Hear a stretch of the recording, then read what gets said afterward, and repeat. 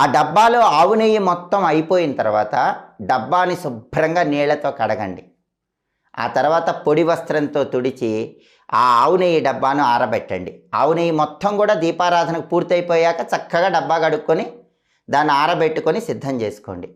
ఇప్పుడు ఆ ఆవు నెయ్యి డబ్బాలో ఒక పెద్ద యాలక్కాయ వేయండి. చిన్న యాలక్కాయ కాదు, పెద్ద యాలక్కాయ వేయండి. అంటే బిర్యానీలో ఉపయోగించే యాలక్కాయ వేయండి. చిటికెడు పసుపు కూడా ఆవు నెయ్యి డబ్బాలో వేయండి. ఆ ఆవు నెయ్యి డబ్బా, ఖాళీ డబ్బా మీ పూజా మందిరంలో లక్ష్మీదేవి ఫోటో దగ్గర ఉంచుకోండి. రోజు మీరు పూజ చేసేటప్పుడు ₹1 బిళ్ళ ఆ ఆవు నెయ్యి డబ్బాలో వేయండి. ఎప్పుడైతే ఆ ఆవు నెయ్యి డబ్బా మొత్తం కూడా ₹1 బిళ్ళలతో నిండిపోతుందో అప్పుడు దానికి మూత పెట్టి ఆ డబ్బాని మీ బీరువాలో దాచిపెట్టుకోండి. విశేషంగా లక్ష్మీ కటాక్షానికి ప్రతి ఒక్కరూ సులభంగా పాత్రలు కావచ్చు. ఆవు నెయ్యి డబ్బాకి లక్ష్మీ కటాక్షానికి ఉన్న